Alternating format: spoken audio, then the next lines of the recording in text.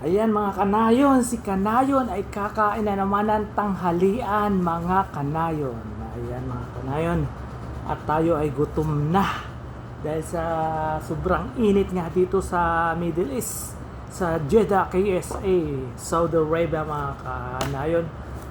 Napakainit at ito ngayon ang cute na rice natin. At ito ang ating panulak na tubig, malamig na tubig. At ito ang ating daing na isda, daing mga kanayon, isang pirasong daing na isda. Okay na yan mga kanayon. Ang mahalaga, maka-recover tayo sa gutom. Dahil tayo ay maghapong nagtatrabaho. Ito ang ating toyo na may kalamansi. Ari ko, sumabit.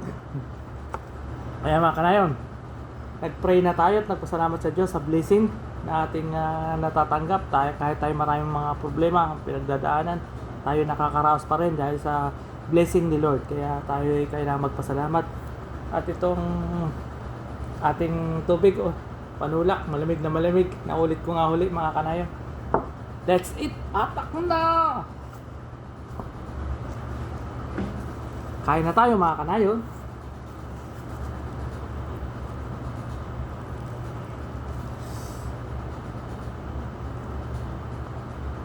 Sarap nito mga kanayon.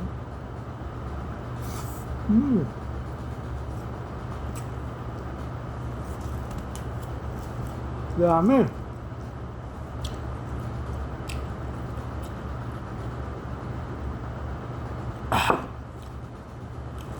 Kailangan ngayon tag-init. Uminom tayo ng maraming tubig. Kasi para hindi tayo dehydrate.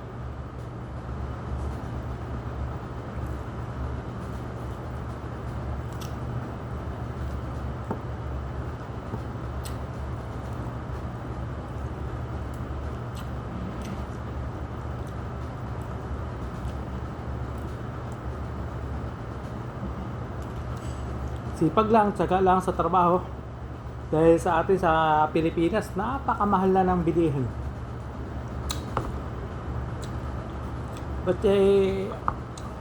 Bakit ba hindi na bumaba yung mga bilihin dyan sa Pilipinas?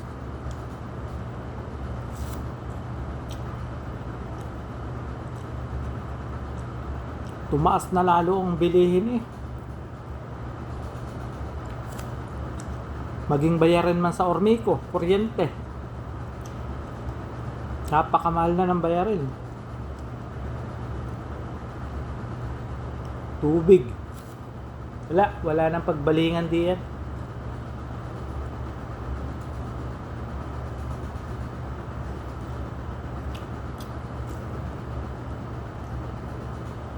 Timong isda, tulingan, bilog. 270 ang kilo. Pag wala talagang trabaho, talaga magugutom ang tao. Baka yung iba ay kumapit na sa patalim para lang makakain.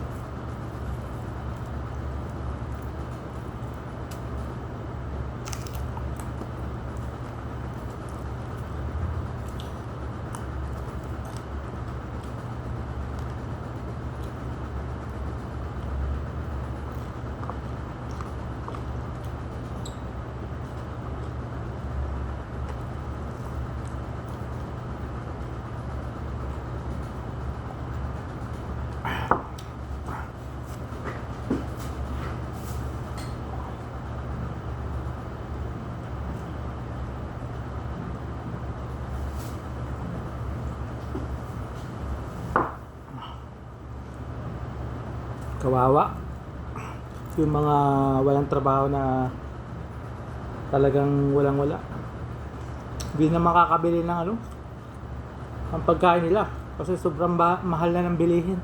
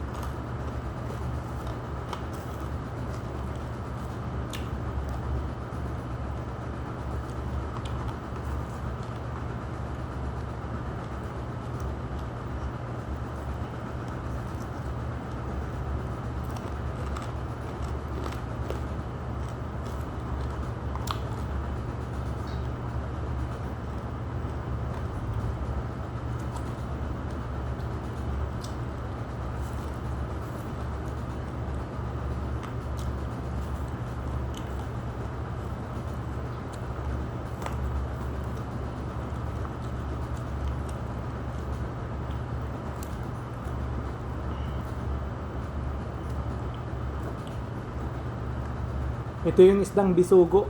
Aking biniak, pinislad ko. Ginawa kong tuyo mga kanayon.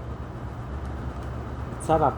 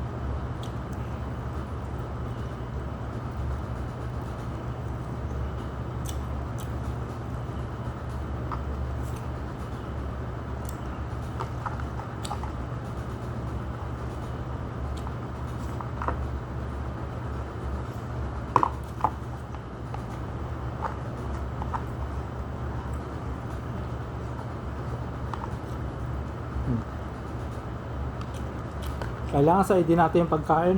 Huwag tayo mag-aaksaya. Kasi maraming hindi kumakain mga kanayon. Nagtitiis ng gutom. Kaya tayo ay pag may labis,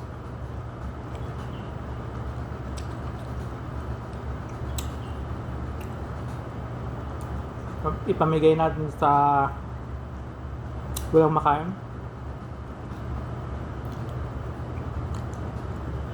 Huwag natin sayangin ang pagkain.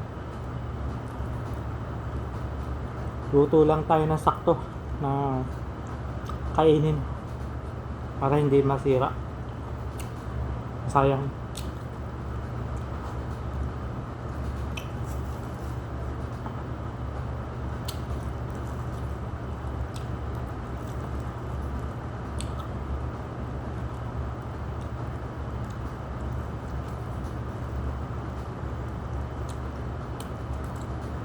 Sarap. Toyo with kalamansi. Ang sausawan, sarap. Tapos may sili. Ayan mga kanayon, tayo ay nakatapos na naman ngayon ng isang tanghalian, isang araw. Yan mga kanayon, paki-follow, paki-share, like and comments sa aking mga videos. Thank you for watching mga kanayon.